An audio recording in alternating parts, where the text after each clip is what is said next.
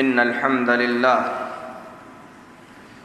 نحمده ونستعينه ونستغفره ونؤمن به ونتوكل عليه ونعوذ بالله من شرور أنفسنا ومن سيئات أعمالنا من يهده الله فلا مضل له ومن يضلل فلا هادي له وأشهد أن لا إله إلا الله وحده لا شريك له وأشهد أن محمدًا عبده ورسوله أرسله بالحق بشيرًا ونذيرًا أما بعد فإن أحسن الحديث كتاب الله وخير الهدي هدي محمد صلى الله عليه وسلم وشر الأمور محدثاتها وكل محدثة بدعة وكل بدعة ضلالة وكل ضلالة في النار يا أيها الذين آمنوا اتقوا الله حق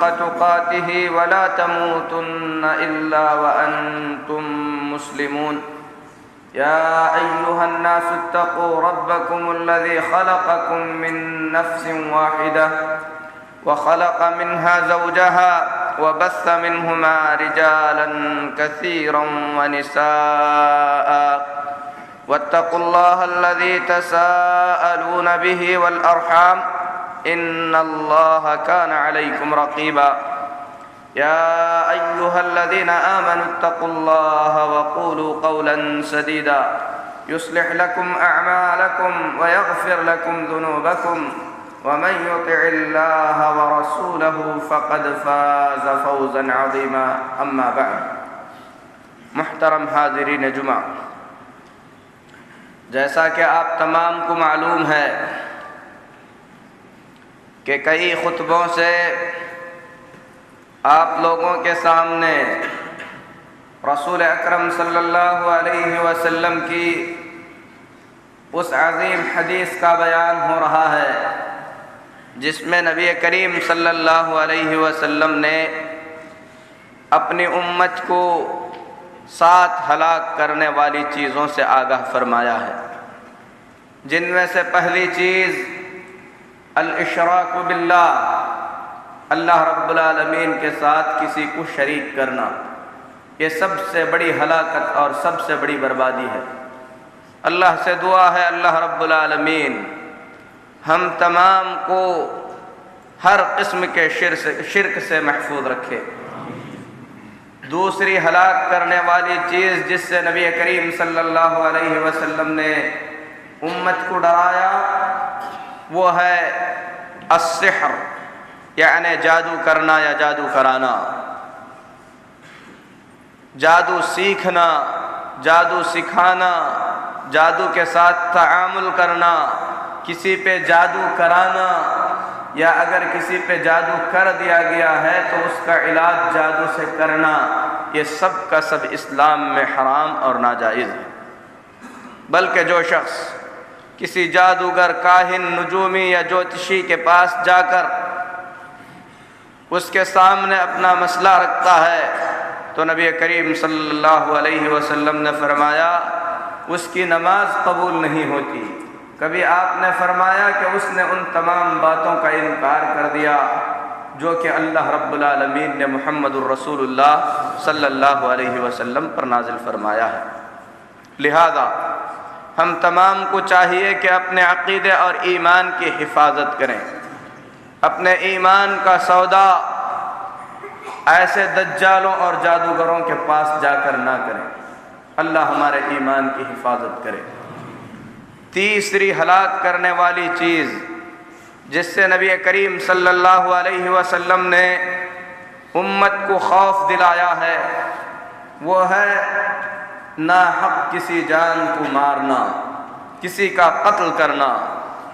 اللہ تبارک و تعالی نے سختی کے ساتھ ناحق خون بہانے سے منع فرمایا اور فرمایا جس نے ناحق کسی ایک آدمی کو مارا گویا اس نے پورے دنیا کے لوگوں کو ہلاک کر دیا، جس نے کسی ایک کی زندگی بچائی گویا اس نے ساری دنیا والوں کی زندگی کی حفاظت کی۔ لہذا میرے محترم بھائیوں، خون اسلام میں بہت ہی بڑا مقام رکھتا ہے۔ عبداللہ بن عمر رضی اللہ تعالی عنہما نے خانہ کعبہ کو دیکھ کر فرمایا تھا کہ تو بڑا معزز اور مکرم ہے، تیری شان بڑی اونچی اور نرالی ہے، لیکن اللہ رب العالمین کے پاس ایک مومن کا خون خانہ کعبہ سے زیادہ معزز اور مکرم ہے۔ لہذا آدمی اپنے ہاتھ کو اپنے آپ کو ناپاک خون سے محفوظ رکھے، ناحق خون سے محفوظ رکھے، کسی بھی طریقے سے، اشارے سے ہو، مال دے کر ہو، یا کسی طریقے کی سازش میں شرکت کر کے ہو، کسی کے خون کا سبب نہ بنے۔ اللہ رب العالمین ہماری زبانوں کی حفاظت فرمائے، ہمارے جسموں کی اللہ حفاظت فرمائے، ناحق خون سے اللہ تبارک و تعالی ہمارے دامن کو پاک و صاف رکھے۔ میرے محترم بھائیو، ناحق خون جسے بہانے سے منع کیا گیا ہے، جسے قتل کرنے سے منع کیا گیا ہے، اس میں سے ایک خون انسان کا خود کا خون بھی ہے۔ انسان یہ نہ سوچے کہ میں اپنے نفس کا مالک ہوں، مجھے اپنے آپ کو مار ڈالنے کا حق ہے۔ نہیں، اپنے آپ کو مارنا، خود کو ختم کرنا، خودکشی کرنا، یہ اسلام میں حرام اور ناجائز اور بڑے بڑے گناہوں میں سے ایک گناہ ہے جو انسان کو ہلاکت اور بربادی کی طرف لے جاتی ہے۔ قرآن کریم میں اللہ تبارک و تعالیٰ فرماتا ہے وَلَا تَقْتُلُوا أَنفُسَكُمْ، اپنے آپ کو قتل مت کرو، اپنے آپ کو مت مارو، إِنَّ اللَّهَ كَانَ بِكُمْ رَحِيمًا، اللہ تبارک و تعالیٰ تم پر مہربان ہے۔ قرآن کریم کی آیات اگر کوئی آدمی تدبر سے پڑھے، اس کے اندر غور و فکر کرے، آدمی کو اپنی ہر پریشانی کا حل قرآن کریم سے مل جاتا ہے۔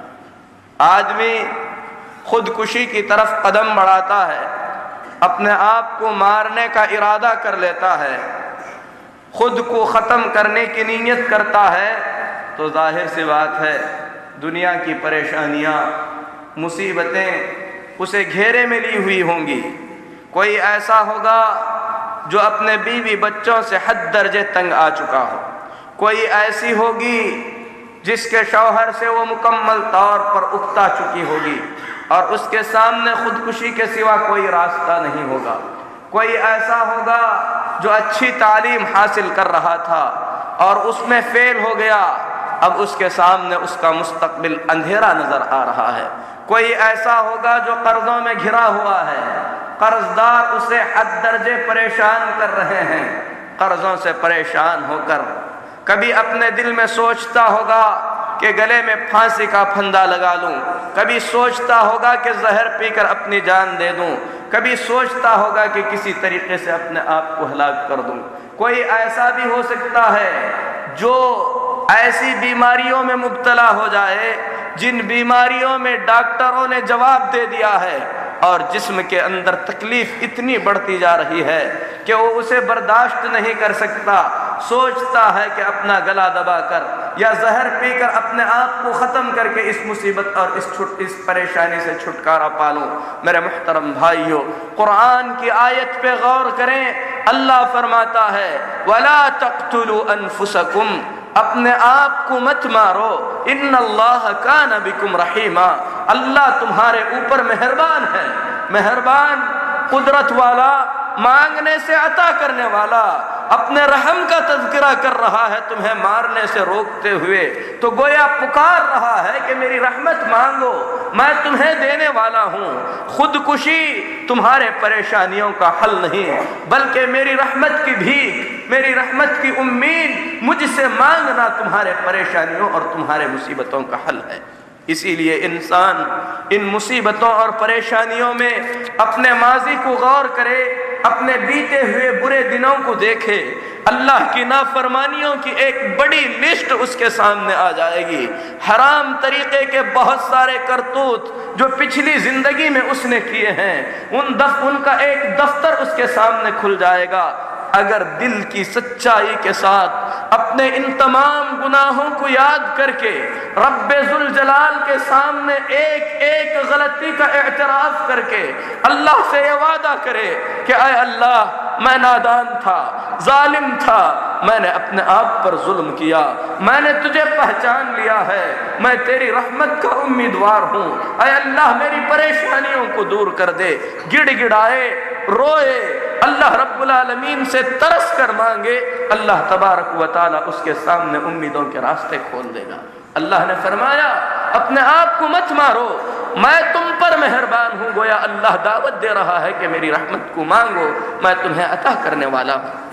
اس کے بعد اللہ فرماتا ہے وَمَن يَفْعَلْ ذَلِكَ عُدْوَانًا وَظُلْمًا فَسَوْفَ نُصْلِيهِ نَارًا، جو شخص اپنے آپ کو ظلم کرتے ہوئے یا حد سے تجاوز کرتے ہوئے اپنے آپ کو مار دیتا ہے، اسے سن لینا چاہیے فَسَوْفَ نُصْلِيهِ نَارًا، کہ ہم اسے ہمیشہ ہمیشہ کی جہنم میں ڈال دیں گے، وَكَانَ ذَلِكَ عَلَى اللَّهِ يَسِيرًا، ایسا کرنا اللہ کے لیے بڑا آسان ہے۔ اللہ تبارک و تعالی مصیبتوں میں گھرے ہوئے ہر طریقے سے راستہ بند نظر آنے والے شخص کو دو باتیں بتا رہا ہے۔ خودکشی مت کرو، اپنے آپ کو مت مارو، میری رحمت سے امید لگاؤ، مجھ سے مانگو، راستے کھل جائیں گے۔ اگر نہیں مانگو گے، خودکشی کر لو گے، تو یہ تمہاری مصیبتوں کا اختتام نہیں بلکہ اس سے بھی بڑی مصیبتیں تمہارے سامنے شروع ہونے والی ہیں۔ تمہارے لیے تمہارے اس خودکشی کے جرم کی وجہ سے جہنم تیار کی گئی ہے، ایسی جہنم جس کے اندر تمہیں ہمیشہ رہنا ہے، اور اس جہنم میں ڈالنا ہمارے لیے کوئی مشکل کا کام نہیں ہے، آسانی سے ہم تمہیں جہنم میں پہنچا دیں گے۔ میرے محترم بھائیوں، دنیا کے اندر بہت سارے لوگ مصیبتوں اور پریشانیوں میں مبتلا ہو کر خودکشیاں کر لیتے ہیں، لیکن جس آدمی کو ایمان کی مٹھاس مل جائے، جو آدمی ایمان کی چاشنی کو پالے، جس آدمی نے اللہ کو اپنا رب صحیح معنی میں سمجھا ہے، ایسا شخص خودکشی کے عمل کی طرف کبھی سوچ بھی نہیں سکتا۔ خودکشی وہی کرنے کی سوچتا ہے جس کو اللہ رب العالمین کی ذات پر توکل اور بھروسہ نہیں ہے۔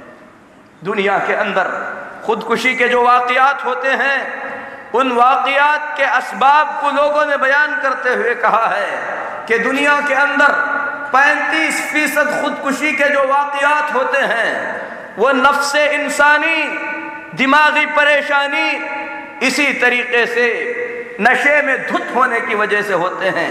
کچھ لوگ نشہ آور چیزوں کے استعمال کے عادی ہو جاتے ہیں، جب نشے کی یہ چیزیں انہیں ملتی نہیں ہیں تو اپنے آپ کو ہلاکت اور بربادی میں ڈالنے کی سوچ کر خودکشی کی طرف قدم بڑھا کر اپنے آپ کو ہلاک و برباد کر دیتے ہیں۔ اس کے علاوہ دنیا میں 65% خودکشیاں یا تو خاندانی اختلافات کی وجہ سے ہوتی ہیں، تربیت کے بگاڑ کی وجہ سے ہوتی ہیں۔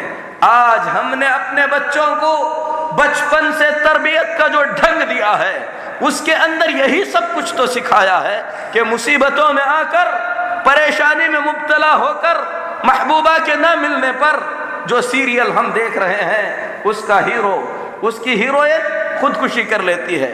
بچہ اس سے کیا سیکھے گا؟ معاشرہ اس سے کیا سیکھے گا؟ کسی کی تجارت تباہ ہوتی ہے سیریل میں، اسی طریقے سے فلموں میں یہ بتلایا جاتا ہے کہ وہ خودکشی کر لیتا ہے۔ یہی سارے طریقے تو ہیں جن طریقوں سے معاشرے کے اندر خودکشیاں بڑھتی جا رہی ہیں۔ تو خودکشی کے اسباب میں سے ایک سبب صحیح تربیت کا نہ ہونا، صبر کا نہ سکھانا، یہ نہ سکھانا کہ مصیبتیں اور پریشانیاں اللہ کی طرف سے آزمائش ہوتی ہیں، بندے کو اس پر صبر کرنا چاہیے۔ اللہ تبارک و تعالی صبر پر اجر عظیم سے نوازتا ہے۔ کوئی بیماری سے خودکشی کر لیتا ہے، کوئی محبت کے نہ ملنے سے خودکشی کر لیتا ہے، اسی طریقے سے کچھ لوگ ایسے ہوتے ہیں جو عار اور شیم کے خوف سے خودکشی کر لیتے ہیں۔ میرے محترم بھائیوں، اللہ کے نبی صلی اللہ علیہ وسلم خودکشی کرنے والوں کی آخرت کی سزا بیان کرتے ہوئے فرماتے ہیں، بخاری اور مسلم کی حدیث ہے، حضرت ابو ہریرہ رضی اللہ تعالی عنہ حدیث کے راوی ہیں، فرمایا من تردى من جبل فقتل نفسه فهو في نار جہنم يتردى فيه خالدا مخلدا فيها ابدا۔ جو آدمی اپنے آپ کو کسی پہاڑ کی چوٹی سے گرا کر ختم کر دیتا ہے خودکشی کرنے کے لیے، قیامت کے دن جہنم کے اندر پہاڑ پر سے برابر اسے گرایا جاتا رہے گا، اور یہ ہمیشہ ہمیشہ جہنم میں اسی عذاب میں مبتلا رہے گا۔ اللہ رب العالمین حفاظت فرمائے۔ ومن تحسى سما فقتل نفسه فسمه في يده يتحساه في نار جہنم خالدا مخلدا فيها ابدا۔ جو آدمی زہر پی کر اپنے آپ کو مارتا ہے، قیامت کے دن اس کے زہر کا پیالہ اس کے ہاتھ میں ہوگا، برابر وہ زہر پی کر اپنے آپ کو مارنے کی کوشش کرتے رہے گا، جہنم کے اندر ہمیشہ ہمیشہ کے لیے اس کو اس کی سزا دی جائے گی۔ ومن قتل نفسه بحديدة فحديدته في يده يجع بها في بطنه في نار جہنم خالدا مخلدا فيها ابدا۔ جو آدمی کسی دھاری دار چیز سے اپنے پیٹ کو مار کر ہلاک کرتا ہے، اس کی وہ دھاری دار چیز اس کے ہاتھ میں ہوگی، جہنم میں ہمیشہ ہمیشہ وہ اپنے آپ کو اس چیز سے گھونپتا رہے گا۔ یہ حدیث بخاری اور مسلم کی ہے۔ اسی طریقے سے بخاری شریف میں ہے والذی یخنق نفسه بشیء یخنقها فی نار جہنم۔ جو شخص پھانسی سے اپنے آپ کو ہلاک کرتا ہے، جہنم کے اندر برابر اسے پھانسی کی سزا دی جاتی رہے گی۔ والذی یطعن نفسه یطعنها فی نار جہنم۔ جو شخص کسی دھاری دار چیز سے اپنے آپ کو کاٹ کر ہلاک کرتا ہے، جہنم کے اندر برابر اس کو اسی کی سزا دی جاتی رہے گی۔ والذی یقتحم فی نار جہنم۔ جو کسی اونچی جگہ سے گرا کر اپنے آپ کو ہلاک کرتا ہے، جہنم کے اندر برابر اونچی جگہ سے اسے گرایا جاتا رہے گا۔ یہ بخاری شریف کی حدیث ہے۔ اتنا ہی نہیں میرے محترم بھائیوں، یہاں تک کہ ایک اچھی زندگی گزارنے والا، اللہ سے ڈر کر زندگی گزارنے والا، ایمان کے ساتھ جینے والا بھی دنیا کی مصیبتوں اور پریشانیوں سے تنگ آ کر خودکشی کرتا ہے تو اس کو بھی اس کی سزا بھگتنی پڑے گی۔ حضرت طفیل بن عمرو رضی اللہ تعالی عنہ جو قبیلہ دوس کے جلیل القدر صحابی ہیں، فرماتے ہیں میں اور میرے خاندان کا ایک آدمی دونوں ہجرت کی غرض سے نکلے، مدینہ طیبہ پہنچے، مدینے کی آب و ہوا ہمیں راس نہ آئی، میرا ساتھی مصیبت اور پریشانی سے بہت ہی زیادہ خوف زدہ ہو کر مدینے کی آب و ہوا میں جو بیماریاں اسے لگ گئیں، ان بیماریوں سے پریشان ہو کر اس نے اپنی چاقو سے اپنے انگلیوں کو کاٹ لیا، یہاں تک کہ اس کا پورا خون نکل گیا، اس سے اس کی موت ہو گئی۔ حضرت طفیل بن عمرو رضی اللہ تعالی عنہ فرماتے ہیں میں نے میرے اس ساتھی کو خواب میں دیکھا، اس کی شکل و صورت تو اچھی تھی لیکن اس کے ہاتھ پر پٹیاں بندھی ہوئی تھیں۔ میں نے کہا کہ اللہ کے بندے، اللہ نے تیرے ساتھ کیا کیا؟ اس نے کہا میں نے اپنا گھر بار، اپنے اہل و عیال، اپنا سب کچھ دین اسلام کے لیے قربان کر کے نبی کریم صلی اللہ علیہ وسلم کی طرف جو ہجرت کی تھی، اس عظیم نیکی کی وجہ سے اللہ تبارک و تعالیٰ نے میری مغفرت تو فرما دی، مجھے جنت میں داخل کر دیا گیا، لیکن یہ دیکھو میرے ہاتھوں پر پٹیاں بندھی ہوئی ہیں، میرے رب نے مجھ سے کہا ہے تو نے اپنی انگلیوں کو کاٹا ہے، اسے ہم درست نہیں کریں گے۔ حضرت طفیل بن عمرو رضی اللہ تعالی عنہ محمد الرسول اللہ صلی اللہ علیہ وسلم کے پاس پہنچ کر یہ درد بھرا واقعہ بیان کرتے ہیں۔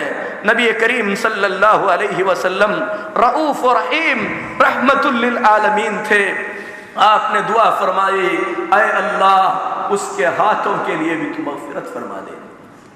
اس واقعے میں کتنی بڑی عبرت ہے کہ ہجرت جیسا عظیم کارنامہ، ہجرت جیسی عظیم نیکی کرنے والا آدمی بھی اگر خودکشی جیسا جرم کرتا ہے تو اس شخص کو بھی اللہ تبارک و تعالی مغفرت نہیں فرماتا، اس کو بھی سزا بھگتنی پڑتی ہے۔ اس لیے میرے محترم بھائیوں، خودکشی آپ کی پریشانیوں کا اختتام نہیں ہے۔ خودکشی کے بعد آپ کی ایسی پریشانیاں شروع ہو جاتی ہیں، دنیا کی بڑی سی بڑی پریشانیاں اس کے بعد شروع ہونے والی ایک معمولی پریشانی کے برابر بھی نہیں ہو سکتی۔ قبر کا عذاب، جہنم کا عذاب، جہنم کے اندر برابر وہ سزا کوئی معمولی چیز نہیں ہے۔ لہذا آدمی کو کسی ایسے اقدام سے پہلے اللہ کا خوف اپنے دل میں لانا چاہیے۔ اکثر اہل علم کا یہ کہنا ہے، خودکشی کرنے والے کو اس کے خودکشی کی وجہ سے ہمیشہ ہمیشہ کے لیے جہنم میں رکھا جاتا ہے۔ بعض اہل علم نے کہا نہیں، بلکہ ہمیشہ ہمیشہ کے لیے جہنم میں رہنے والے تو صرف کفار ہیں، لیکن اللہ تبارک و تعالی خودکشی کرنے والے کو ایک لمبی مدت تک جہنم میں رکھے گا، ایک لمبی مدت تک اسے جہنم میں رہنا پڑے گا۔ اسی لیے میرے محترم بھائیوں، اہل سنت والجماعت کا یہ عقیدہ ہے کہ آدمی شرک کے علاوہ کسی اور گناہ سے کافر نہیں ہوتا۔ خودکشی کرنے والا بہت بڑا گنہگار ہے، اس کو اس کے گناہوں کی سزا بھگتنی ہے، لیکن ہم اسے کافر نہیں کہہ سکتے۔ اسی طریقے سے ہم کسی آدمی کے بارے میں جو خودکشی کر کے مرا ہے، یقین کے ساتھ یہ نہیں کہہ سکتے کہ اسے جہنم میں ہی داخل کیا گیا ہے، اور نہ ہی یہ کہہ سکتے ہیں کہ وہ ہمیشہ جہنم میں رہنے والا ہے، بلکہ اسے جہنم میں ایک بڑی لمبی مدت گزارنی ہوگی۔ اگر آدمی دل کی سچائی کے ساتھ ایمان رکھتا تھا، ان حالات میں اس نے خودکشی کر لی ہے، ہم اس کے لیے رحمت کی دعا کر سکتے ہیں، مغفرت کی دعا کر سکتے ہیں، اسے غسل دیا جائے گا، کفن دیا جائے گا، مسلمانوں کے قبرستان میں دفن کیا جائے گا، لیکن خوف ہے کہ اس کے خودکشی کی وجہ سے اسے جہنم میں ڈالا جائے اور لمبی مدت تک اسے جہنم میں رکھا جائے۔ اللہ سے دعا ہے کہ اللہ تبارک و تعالی تمام مسلمان میتوں کی مغفرت فرمائے۔ میرے محترم بھائیو، خودکشی کی جب بات ہوئی تو یہاں پر ایک ضروری بات جو بیان کر دینا چاہتا ہوں وہ یہ ہے کہ ہندوؤں کے عقیدے کے مطابق بہت سارے مسلمانوں کے اندر بھی یہ عقیدہ رائج ہے کہ اگر کسی گھر کے اندر کسی کمرے میں کسی نے خودکشی کر لیا، جلا کر اپنے آپ کو مار دیا، پھانسی سے اپنے آپ کو مار دیا، کسی بھی وجہ سے اس نے خودکشی کر لی ہے، ہندوؤں کا یہ عقیدہ ہے کہ اس کی آتما یعنی اس کی روح اس جگہ پر بھٹکتی رہتی ہے۔ اور بہت سارے جاہل مسلمان اس ہندوانہ عقیدے سے متاثر ہو کر یہ سمجھتے ہیں کہ اس گھر کے اندر اس کی روح بھٹکتی رہتی ہے، جبکہ قرآن کریم اور رسول اکرم صلی اللہ علیہ وسلم کی صحیح تعلیمات کے مطابق بندوں کی روحوں کو قبض کر لیا جاتا ہے، یا تو انہیں علیین میں رکھا جاتا ہے یا سجین میں رکھا جاتا ہے، اس کی روح کو چھوڑا نہیں جاتا کہ دنیا کے اندر بھٹکتی پھرے۔ لہذا یہ عقیدہ بے بنیاد عقیدہ ہے، ہندوانہ اور مشرکانہ عقیدہ ہے۔ آدمی کے موت کے ساتھ اس کی روح کا معاملہ اللہ رب العالمین کے پاس ہوتا ہے، یا تو وہ اللہ کے انعام اور اللہ کے اکرام میں ہوتی ہے، یا تو اللہ تبارک و تعالی اسے سزا دیتا ہے، جسم اور روح دونوں کو سزا چکھنی پڑتی ہے، لیکن اس کی روح کو دنیا کے اندر بھٹکنے کے لیے نہیں چھوڑا جاتا۔ کچھ لوگ ایسا محسوس کرتے ہیں کہ جس گھر میں خودکشی کی گئی اس کی شکل نظر آ گئی یا اس جیسی کوئی چیز نظر آ گئی، تو میرے محترم بھائیوں یہ جاننا چاہیے کہ یہ شیطان ہے جو اس کی شکل میں کسی کو نظر آ جاتا ہے، اور شیطان کا مکر بہت ہی زیادہ کمزور اور بہت ہی زیادہ ڈھیلا ہے، مکڑی کے جال کے مانند ہے۔ آدمی کو اس سے خوف زدہ نہیں ہونا چاہیے، اور یہ جاننا چاہیے کہ شیطان ہر جگہ پہ ہو سکتا ہے۔ آدمی اللہ کے ذکر سے، اسی طریقے سے اپنے زندگی کے اندر اسلامی تعلیمات کی پابندی کرتے ہوئے شیطان کے شر سے اپنے آپ کو محفوظ رکھ سکتا ہے۔ میرے محترم بھائیو، یہ تو وہ باتیں ہوئی جس میں آدمی اپنے آپ کو کھلے طور پر قتل کر دیتا ہے۔ کچھ چیزیں ایسی ہیں جو خودکشی تو نہیں لیکن خودکشی کے معانی میں ہیں۔ اللہ تبارک و تعالیٰ نے ہمیں یہ جو جسم عطا فرمایا ہے، ہم اس جسم کے مالک نہیں ہیں، اللہ تبارک و تعالیٰ اس جسم کا مالک ہے، لہذا اس جسم کی حفاظت اللہ رب العالمین کے بتائے ہوئے احکام کے مطابق کرنا ہر مسلمان پر انتہائی ضروری ہے۔ قرآن میں اللہ فرماتا ہے وَلَا تُلْقُوا بِأَيْدِيكُمْ إِلَى التَّهْلُكَةِ، اپنے آپ کو ہلاکت میں مت ڈالو، یعنی کوئی ایسا کام نہ کرو جس کام کی وجہ سے تم ہلاکت میں پڑ جاؤ۔ جس طریقے سے جان کو مارنا حرام ہے، اسی طریقے سے ایسا ہر وہ کام کرنا حرام ہے جس سے آپ کی صحت متاثر ہو جائے، جس سے آپ کی صحت بگڑ جائے، جس سے آپ کے جسم اور آپ کی روح پر کوئی غلط اثر پڑ سکے۔ اسی لیے میرے محترم بھائیوں، نشہ آور چیزیں شریعت کے اندر حرام کر دی گئی۔ ہر قسم کا پان اور گٹکا جس کے اندر صحت کے لیے تباہی اور بربادی ہے، شریعت اسلامیہ کے اندر ناجائز اور حرام، بلکہ خودکشی کا ایک راستہ ہے جس میں انسان آہستہ آہستہ اپنے نفس کو مار رہا ہے۔ اسی طریقے سے تمباکو نوشی، سگریٹ نوشی، شراب نوشی، یہ ساری چیزیں آہستہ آہستہ کرنے والی خودکشیاں ہیں۔ آدمی کو ان تمام چیزوں سے اپنے آپ کو محفوظ رکھنا چاہیے۔ یہ تو ایسی چیزیں ہیں جو انسان کے صحت پر بذات خود اثر انداز ہوتی ہیں۔ نبی کریم صلی اللہ علیہ وسلم کی اس حدیث پر غور کریں، حضرت سلمان فارسی رضی اللہ تعالی عنہ اور حضرت ابو الدرداء رضی اللہ تعالی عنہ، ان دونوں صحابہ کے درمیان نبی کریم صلی اللہ علیہ وسلم نے بھائی چارگی کرائی، دونوں کو بھائی بھائی بنا دیا۔ مدینہ آنے کے بعد نبی صلی اللہ علیہ وسلم نے انصار اور مہاجرین کے درمیان بھائی چارہ کرایا تھا، تو حضرت سلمان فارسی اور ابو الدرداء رضی اللہ تعالی عنہ دونوں کو بھائی بنا دیا۔ اس حدیث پر غور کریں، حضرت ابو الدرداء رضی اللہ تعالی عنہ گھر سے باہر تھے، سلمان فارسی رضی اللہ تعالی عنہ اپنے بھائی ابو الدرداء کے گھر تشریف لائے، دیکھا کہ ام الدرداء یعنی ابو الدرداء رضی اللہ تعالی عنہ کی بیوی کے بال پراگندہ ہیں، شوہر کے لیے کوئی اہتمام نہیں ہے، تو حضرت سلمان فارسی رضی اللہ تعالی عنہ نے اس پر ہلکی سی ڈانٹ سنائی، کہا کہ کیا بات ہے، اپنے شوہر کے لیے تم بنتی سنورتی کیوں نہیں ہو؟ تو ام الدرداء رضی اللہ تعالی عنہ نے کہا ان اخاک ابا الدرداء یقوم باللیل ویصوم بالنہار وليس له في شيء من الدنيا حاجہ۔ اے سلمان، بات دراصل ایسی ہے کہ تیرا بھائی ابو الدرداء اسے دنیا کی کوئی پرواہ نہیں ہے، رات بھر نماز پڑھتا ہے، دن بھر روزے رکھتا ہے، اسے دنیا سے کچھ لینا دینا نہیں ہے، میں بنوں اور سنوروں تو کس کے لیے بنوں اور سنوروں؟ حضرت سلمان فارسی رضی اللہ تعالی عنہ نے بات کو اچھی طریقے سے سمجھ لیا۔ جب ان کے بھائی ابو الدرداء رضی اللہ تعالی عنہ گھر تشریف لائے، حضرت سلمان فارسی رضی اللہ تعالی عنہ نے مرحبا کہا، یعنی خوش آمدید کہا۔ پھر کھانا سلمان رضی اللہ تعالی عنہ کے سامنے رکھا گیا، تو حضرت سلمان رضی اللہ تعالی عنہ نے کہا کہ تم بھی کھاؤ۔ ابو الدرداء نے کہا کہ میں روزے سے ہوں۔ کہا کہ اللہ کی قسم، یہ کھانا اس وقت تک نہیں کھاؤں گا جب تک تم میرے ساتھ کھانا نہیں کھاؤ گے۔ اپنے روزے کو توڑ دو، میرے ساتھ کھانا کھاؤ، کیونکہ نفلی روزہ ہے، اگر آدمی نے رکھ لیا، ضرورت محسوس کرے، مہمان آ جائے تو اس روزے کو توڑ سکتا ہے۔ سلمان فارسی رضی اللہ تعالی عنہ، ابو الدرداء رضی اللہ تعالی عنہ نے کھانا کھا لیا۔ کھانا کھانے کے بعد رات ہوئی، سلمان فارسی رضی اللہ تعالی عنہ نے ابو الدرداء سے کہا کہ سو جاؤ، کہا کہ نہیں نماز پڑھنا چاہتا ہوں، کہا کہ لیٹ جاؤ۔ اپنے بھائی کی بات پر سو گئے۔ رات کا آخری کچھ حصہ باقی رہا تو سلمان رضی اللہ تعالی عنہ نے ابو الدرداء کو جگایا، کہا اٹھو اب نماز پڑھو۔ نماز سے فارغ ہونے کے بعد اپنے بھائی کو سمجھاتے ہوئے کہتے ہیں، کیا کر رہے تھے؟ روزہ رکھتے تھے، نماز پڑھتے تھے، لیکن اپنے جسم کو تھکاتے تھے۔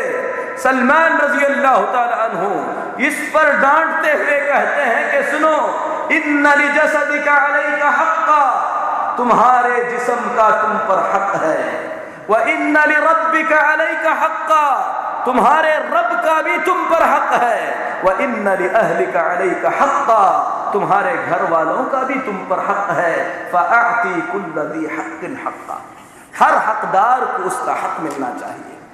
یہ نہیں کہ عبادت کے نام پر اپنے جسم کو تھکا دو۔ اللہ کے لیے سوچو، اگر آدمی تہجد پڑھنے کے لیے، روزہ رکھنے کے لیے اپنے جسم کو مشقت اور پریشانی میں نہیں ڈال سکتا تو ایسی چیز کیسے استعمال کر سکتا ہے جس پر لکھا ہوا ہے انجوریس ٹو ہیلتھ، صحت کے لیے نقصان دہ ہے؟ یہ حرام ہے، ناجائز ہے، اور یہ اپنے آپ کو مارنے کے برابر ہے۔ صبح ہوئی، دونوں نبی کریم صلی اللہ علیہ وسلم کے دربار میں پہنچے، پوری بات بیان کی۔ نبی کریم صلی اللہ علیہ وسلم نے فرمایا، سلمان سچ کہتے ہیں، تمہارے جسم کا تم پر حق ہے، تمہارے بیوی کا تم پر حق ہے، تمہارے رب کا تم پر حق ہے، تمہارے مہمان کا تم پر حق ہے، ہر حقدار کو اس کا حق ملنا چاہیے۔ روزہ بھی رکھو، کچھ دن روزہ بھی چھوڑ دو، رات میں تھوڑی دیر نماز بھی پڑھو، باقی وقت میں آرام بھی کرو۔ یہ اسلام کی تعلیمات ہے۔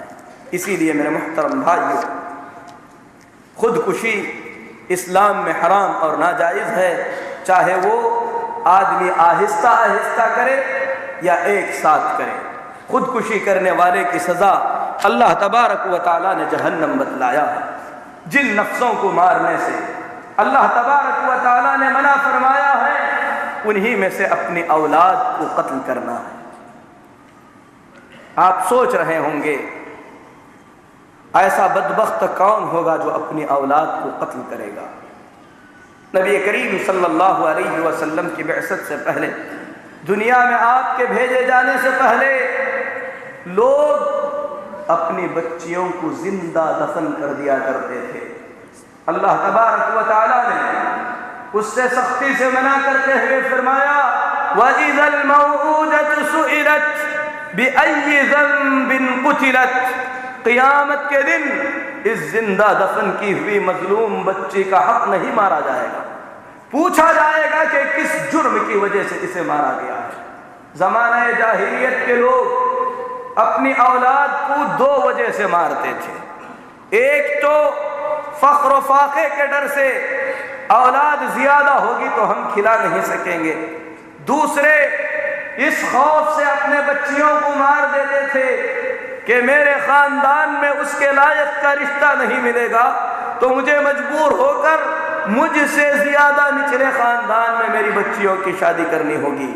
اللہ تبارک و تعالیٰ نے سختی سے منع کرتے ہوئے فرمایا، وَلَا تَقْتُلُوا أَوْلَادَكُمْ خَشْيَةَ إِمْلَاقٍ نَحْنُ نَرْزُقُهُمْ وَإِيَّاكُمْ إِنَّ قَتْلَهُمْ كَانَ خِطْئًا كَبِيرًا۔ اپنی اولاد کو فاقے کے ڈر سے نہ مارو، ان کی روزی کے ذمہ دار، تمہاری روزی کے ذمہ دار، سب کے روزی کے ذمہ دار ہم ہیں۔ انہیں مارنا بہت بڑا گناہ ہے۔ تو میرے محترم بھائیوں، فاقے کے ڈر سے اپنی اولاد کو مارنا شریعت اسلامیہ کے اندر ناجائز اور حرام ہے۔ اسی طریقے سے اللہ تبارک و تعالیٰ نے اس بات کا تذکرہ کرنے کے بعد فرمایا، وَلَا تَقْرَبُوا الزِّنَا إِنَّهُ كَانَ فَاحِشَةً وَسَاءَ سَبِيلًا، زنا کے قریب نہ جاؤ، یہ فاحشہ کام ہے اور بہت برا راستہ ہے۔ اس کے بعد اللہ نے فرمایا، وَلَا تَقْتُلُوا النَّفْسَ الَّتِي حَرَّمَ اللَّهُ بِالْحَقِّ إِلَّا بِالْحَقِّ، کسی ایسی جان کو مت مارو جس جان کو مارنا اللہ نے حرام قرار دیا ہے۔ حق کے ساتھ کسی کا قتل ہے تو وہ کیا جا سکتا ہے۔ ان آیات پر اگر غور کریں، اللہ تبارک و تعالیٰ نے فاقے کے ڈر سے بچوں کو مارنے سے منع فرمایا، زنا سے منع فرمایا، پھر اس کے بعد ناحق قتل سے منع فرمایا، کیونکہ دنیا کے اندر عام طور پر جو قتل ہوتے ہیں اس کے سببوں میں سے ایک بڑا سبب زناکاری اور بدکاری ہے۔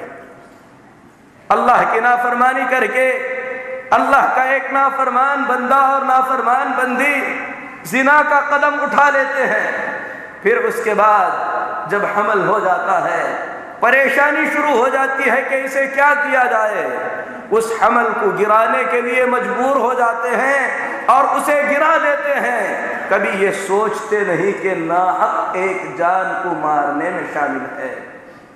زناکاری ایک جرم، حمل گرانا دوسرا جرم، ان دونوں جرموں کی سزا اللہ کے پاس بھگتنی پڑے گی، الا ہے کہ سچے دل سے آدمی توبہ کر لے اور اس کا کفارہ ادا کرے۔ اسی لیے میرے محترم بھائیوں، تمام علماء کا اس بات پر اتفاق ہے کہ کسی بھی حمل کو گرایا نہیں جا سکتا، چاہے وہ حمل شادی سے جنم لے، چاہے وہ حمل زناکاری کی وجہ سے ہو جائے۔ حمل کو گرانا ناحق ایک محترم خون کو بہانے کے برابر ہے، اور اللہ کے پاس آدمی کو اس کی سزا بھگتنی پڑے گی۔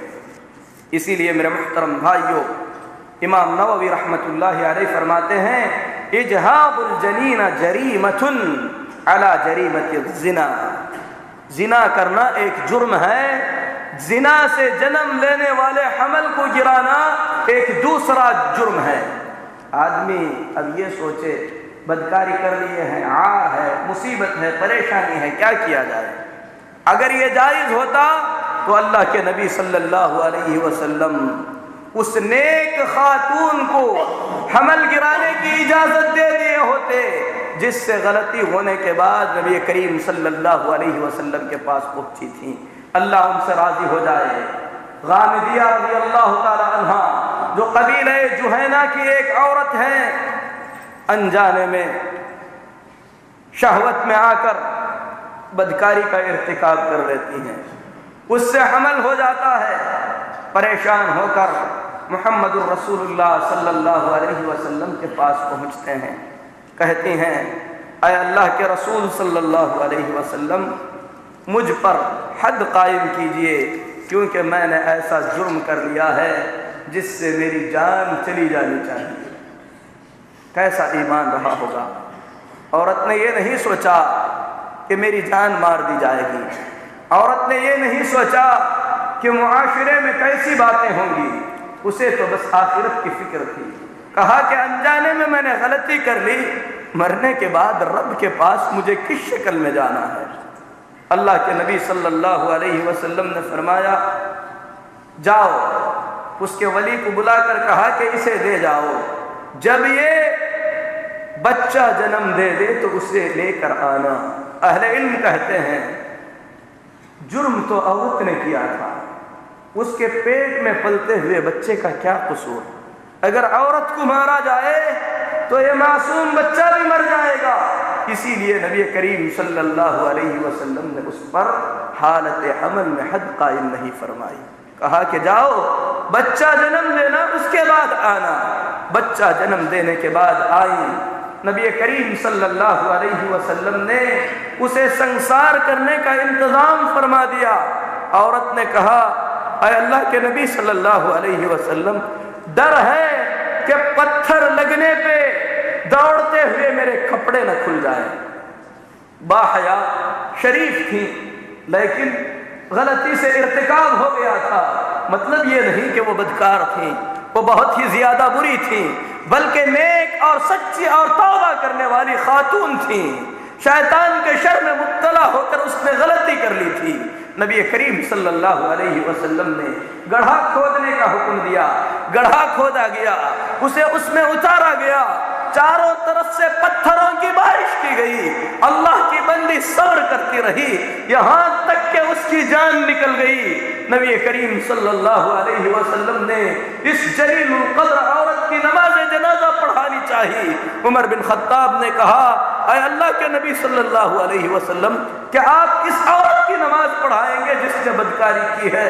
تو نبی کریم صلی اللہ علیہ وسلم نے فرمایا عمر خاموش رہو، اس نے ایسی توبہ کی ہے کہ اس کی توبہ کو اگر مدینے کے 70 آدمیوں میں تقسیم کیا جائے سب کی مغفرت ہو جائے گی۔ اس کے بعد نبی کریم صلی اللہ علیہ وسلم نے فرمایا تم نے دیکھا نہیں کہ اس عورت نے اپنی جان دے کر اللہ کو راضی کرنے کی کوشش کی؟ تو میرے محترم بھائیو، اس واقعے کے اندر ہم جو بتلانا چاہتے ہیں وہ یہ ہے کہ قصور زنا کرنے والے مرد اور زنا کرنے والی عورت کا ہے۔ جو بچہ اس سے جنم لے رہا ہے شریعت کے اندر اس کے حقوق کی بھی حفاظت کی گئی ہے۔ اسے قتل کرنا ناحق قتل میں شامل ہو جائے گا۔ اگر ایک زنا سے پلنے والے بچے کو قتل نہیں کیا جا سکتا تو جو شادی شدہ ہو کر حمل ہو جائے اس حمل کو گرا دینا کتنا بڑا جرم ہوگا۔ اسی لیے میرے محترم بھائیوں، بغیر کسی سبب کے 4 مہینے پورے ہو جانے کے بعد اگر کسی حمل کو گرا دیا جائے تو وہ ایک نفس کو ناحق قتل کرنے کے برابر ہوگا۔ اگر بچے کے اندر جان آنے سے پہلے ماں کے لیے کوئی بڑا مسئلہ بنا ہوا ہے، ڈاکٹروں نے یہ طے کر دیا کہ ماں کی جان کے لیے خطرہ ہے، تو روح پھونکی جانے سے پہلے ڈاکٹروں کے کہنے پر اگر حقیقت میں کوئی بڑا خطرہ اور نقصان ہے تو شریعت نے اس عمل کو ساقط کرنے کی اجازت دے دی، کیونکہ ابھی اس کے اندر جان نہیں ڈالی گئی ہے۔ لیکن بغیر کسی سبب کے نہ 4 مہینے سے پہلے حمل گرایا جا سکتا ہے، نہ 4 مہینے کے بعد حمل گرایا جا سکتا ہے۔ یہ تو مختصر سی بات رہی حمل کے گرانے کے بارے میں، اور جہاں تک حمل کو روکنے کی کوشش کرنا ہے میرے محترم بھائیوں، بغیر کسی ضرورت کے اگر حمل کو روکنے کی کوشش کی جاتی ہے تو ایسی صورت میں یہ درست نہیں ہے، یہ حرام ہے، آدمی کو اس سے بچنا چاہیے، کیونکہ نبی کریم صلی اللہ علیہ وسلم نے امت کو ترغیب دلائی ہے کہ ایسی عورتوں سے شادی کریں جو زیادہ سے زیادہ بچے جنم دیں۔ اگر آدمی اس ڈر سے کہ اولاد زیادہ ہوگی تو میں ان کی تربیت نہیں کر سکوں گا، انہیں پال نہیں سکوں گا، ان کے روزی روٹی کا انتظام نہیں کر سکوں گا، اسی لیے ہم 2 ہیں تو ہمارے 2 ہی ہونے چاہیے، ہمارے 4 ہونے چاہیے، اس کے بعد نسل بندی کر دیتا ہے، تو یہ شرعاً ناجائز اور حرام ہے۔ وقتی طور پر اگر حمل کو روکتا ہے اس کی کوئی واضح وجہ نہیں ہے تو ایسی صورت میں یہ بھی ناجائز اور حرام ہے۔ اگر کسی وجہ سے وقتی طور پر حمل کو روکا جائے، ماں بیمار ہے، اس طریقے کی کوئی پریشانی ہے، حمل اس کے لیے مصیبت پریشانی بن سکتا ہے، اسی لیے کچھ وقت کے لیے حمل کو روکا جاتا ہے، تو اس میں کوئی حرج نہیں۔ اس کی بہت ہی زیادہ تفصیل ہے، انشاءاللہ کسی موقع پر بیان ہوگی۔ تو میرے محترم بھائیوں، اپنے آپ کو مارنا، خودکشی کرنا اسی ضمن میں شامل ہے جس سے نبی کریم صلی اللہ علیہ وسلم نے ڈرایا، ہلاکت میں ڈالنے والی چیزوں میں سے ہے۔ حمل کا ساقط کر دینا بھی قتل کرنے کے برابر ہے۔ اللہ سے دعا ہے اللہ رب العالمین ہم تمام کے ایمان کی حفاظت فرمائے، خون سے اللہ ہمارے ہاتھوں کو محفوظ رکھے، اللہ رب العالمین ہلاکت و بربادی سے بچائے، آمین۔ اقول قولی ھذا واستغفر اللہ لی ولکم ولسائر المسلمین فاستغفروہ انہ ھو الغفور الرحیم۔